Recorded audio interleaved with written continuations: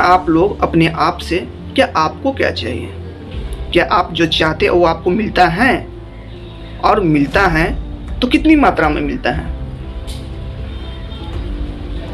सिर्फ किसी पार्टी के लिए काम करने से कुछ नहीं होगा, आप भी तो देखो कि आपको इनसे फायदा क्या हो रहा है। क्या जो नेता जो चीज़ बोल रहे हो हमारे लिए कर भी रहे हैं कि नहीं। ये तो नहीं है कि पहली बार हो रहा है चुनाव, इससे पहली बार भी कई बार हुए हैं, इस बार भी चुनाव यात्रा है।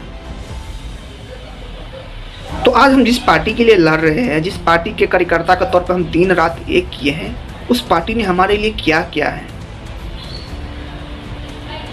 हम सोचना पड़ेगा। क्योंकि बिहार की जनताओं ने तो नेताओं के लिए तो बहुत काम किया है, पर नेताओं ने कभी जनता के लिए काम किया है, नहीं किया है। हम लोग ये सोचते हैं हमेशा कि हम इस पार्टी को वोट देंगे, हम अपने जात के जो नेता हैं उसको वोट देंगे, इस धर्म जो नेता है हम उसको वोट देंगे, इसको हम तीसरी बार सीएम बनाएंगे, उसके बेटे को जिताएंगे। पर कभी हमने अपने लिए सोचा है कौन सा नेता हमारे गली मोहल्ले का नाली बनाएगा, कौन सा नेता रोड बनाएगा, कौन हमारे लिए खड़ा होगा, कभी नहीं सोचते। हम सोचते भी हैं तो धर्म के नाम पर, जात के नाम पर, जो भी हो इत्यादि कई सारे बातें हैं। तो हम लोग को बदलने की ज़रूरत है।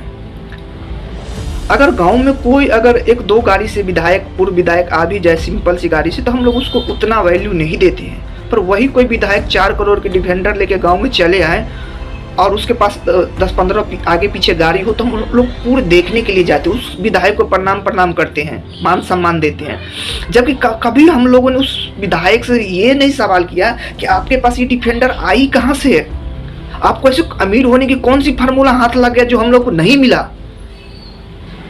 कभी नहीं पूछा। हम लोग उन विधायकों को सम्मान देते हैं जो करप्शन पे करप्शन किया है, जो बड़े बड़े गाड़ियों में चढ़ते हैं, पर कभी उन नेताओं के बारे में सोचा ही नहीं जो हमारे लिए खड़े हैं, जो सिंपल जीवन जी के और हमारे लिए लड़ना चाहते हैं, नहीं। तो आज की जनता भी उन चीज़ों के दौर में पड़ रहे हैं जो दिखावटी है, जो हमारे लिए सच में खड़ा होते हैं, उन लोगों के पीछे तो भागते ही नहीं है। आज भी हमारा शिक्षा व्यवस्था में सबको पता है, ये भले कोई बोल दे कि बिहार में ये सच बताता हो, तो अगर आप मान के चलिए कि कोई सरकारी स्कूल से पढ़ के अगर वो ये सोच रहे हैं कि हम एसएससी निकाल दे, रेलवे निकाल दे, बीपीएससी निकाल दे, तो बिल्कुल नहीं होने वाला नहीं, जब तक यहाँ पे कोचिंग की व्यवस्था नहीं हो, जब तक लोग प्राइवेट से एजुकेशन ना ले। दूसरी बात, आज आप हरियाणा के साइड में जाएंगे तो वहाँ पे ज़्यादा खेल को प्रमोट किया जाता है। अगर आप जाएंगे गुजरात की तरफ जाएंगे तो वहाँ पे क्या होता है, तो वहाँ पे बिजनेस को ज़्यादा प्रमोट किया। हर एक राज्य में कुछ ना कुछ खासियत है, पर बिहार सबसे पिछड़ा हुआ है। यहाँ पे कोई खासियत नहीं है। यहाँ पे एक ही चीज़ होता है कि मैं मजदूर था, मेरा बेटा भी। के नाम पर, धर्म के नाम पर जब तक आप लोग वोट देते रहेंगे तब तक बिहार बिल्कुल बदलने वाला नहीं है। अब एक चीज़ और देखेंगे कि भारत में जो एजुकेटेड लोग हैं वो तो ज़्यादा है, पर बिहार में उसकी अपेक्षा बहुत कम है। अगर आप प्रतिशत निकालेंगे तो ठीक, आप मान लीजिए कि आपके पास, बिहार की बात करें कि बिहार में अगर मान लीजिए सच में कोई शिक्षित है तो 20% से ज़्यादा बिल्कुल शिक्षित नहीं है।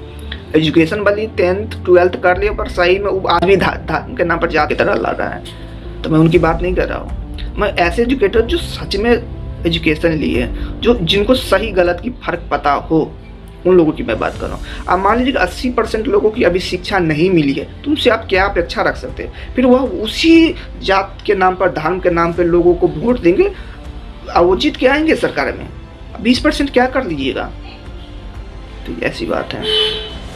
तो अभी बिहार को बदलने में समय लगेगा, धीरे धीरे बिहार भी बदलेगा। बस ऐसे जो हम लोग सोच रहे कि आने वाले 5 साल में, 10 साल में बदल जाए, तो ये नहीं है। हाँ, बदलेगा, दूसरे राज्य की अपेक्षा धीरे धीरे बदलेगा। जिस कैटेगरी में हम लोग अब पहुँचेंगे तो वो हमसे आगे रहेंगे, फिर हम जो अभी आगे हैं हम उसके कैटेगरी में जाएंगे तो वो हमसे भी ऐसे रहेगा। ये नहीं हो सकता है कि किसी समतल बराबर राज्य के राज्य जैसे होते हैं वैसे हो। तो ये है, आप लोग अपने विचार से, अपने अधीन से वोट दीजिए, जो भी नेता आपको अच्छा लगे। तो फिर मिलते हैं किसी नए वीडियो में नए टॉपिक के साथ। तब तक के लिए जय हिंद।